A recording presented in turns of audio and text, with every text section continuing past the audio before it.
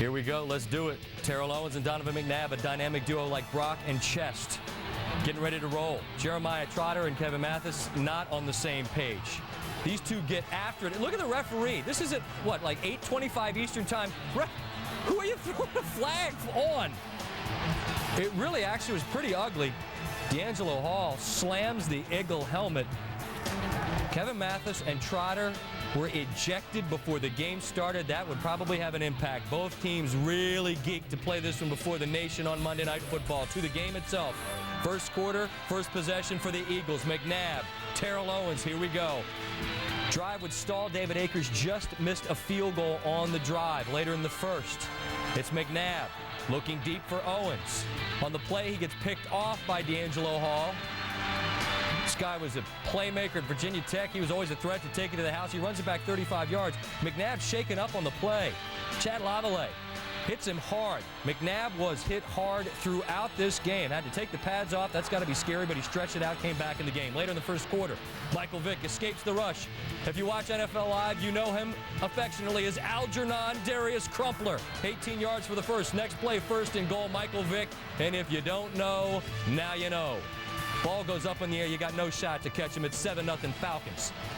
Later in the first quarter, Michael Vick, who threw for $156 on the night, gets 58 of them here. Throws a perfect deep ball to Michael Jenkins. He gets tripped up at the one.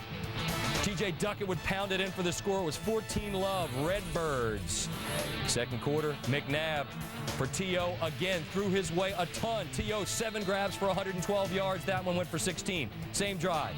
McNabb to Westbrook. Great throw, great catch. Falcon lead cut to 14-7, but McNabb had to chuck it 45 times in this ball game. That's got to be too many throws if you're an Eagle fan. Third quarter, McNabb, still a 14-7 game, has to tuck it under. Patrick Kearney blows them up. Ball's on the ground. Recovered by the Falcons. Kearney's all fired up. Got to cash this in. Fourth quarter, Falcons trying to do just that. And they ran the ball well. 200 yards on the ground. Duckett to the paint. Kearney's thinking, yes, indeedy. Oh, no, he's not. He's thinking that's a flag. Play called back. Later in the drive, Brian Dawkins is arrowed. He comes in, and it's rare that you get an untouched shot on number 7. Vick fumbles the ball this time, and the Eagles recover. Ensuing drive. It's McNabb and Owens again. Say what you want about if they talk or they don't, if they communicate or they don't. They speak the language of quarterback and receiver. For the 33rd time in his career, Owens over 100 yards. Eagles settle for a field goal. It's 14-10. Buck 38. Still 14-10. 4th and 10, Eagles, and McNabb completes this one to Westbrook, but he is tackled short of that yellow line. What did we ever do before that yellow line was on the field? How did we live without it? So it's game over, right? But the play doesn't stand because take a look. Coach Reed is calling for a timeout. And you see the referee saying no, they call a timeout. So the Eagles, in a sense, get 5 downs. Falcons put pressure on McNabb as they did all night, looking for T.O. Can't get him. D'Angelo Hall saying you caught a bunch, big fella, but you don't beat us tonight in our house. Monday Night Football.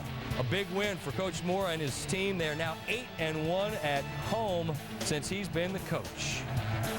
So the Falcons win their 3rd consecutive season opener. They did it in large part on the ground, out rushing Philadelphia 200-51. Eagles lost the Super Bowl last season, and this is an interesting stat. The loser of the previous Super Bowl has now dropped 7 straight season openers. Mike Vick and company get the victory. Both teams had opportunities to make plays in the red zone. We both had turnovers when, at inopportune times when we supposed to capitalize. But, things just didn't work out. But, we just glad things went our way at the end. I think I'm one of the top corners in the game, and I just think this game proved it. I went out there, I knew what my assignment was the whole week. I prepared, I studied, and, it just paid off for me. It's not frustrating that we lost. It's frustrating that, we just weren't consistent. And, we got some positive plays. We kind of shot ourselves in the foot. We're making mistakes. And me being with the ball in my hands, I just have to make quicker decisions. Atlanta Falcons become just the 5th team since the merger to win in Week 1 over a team that they had lost to in the previous season's conference championship. Ironically enough, it happened to them in '99 after they beat the Vikings the season before. But qu'est-ce que c'est le brouhaha? Sal Palantonio now with more on Monday Night Football.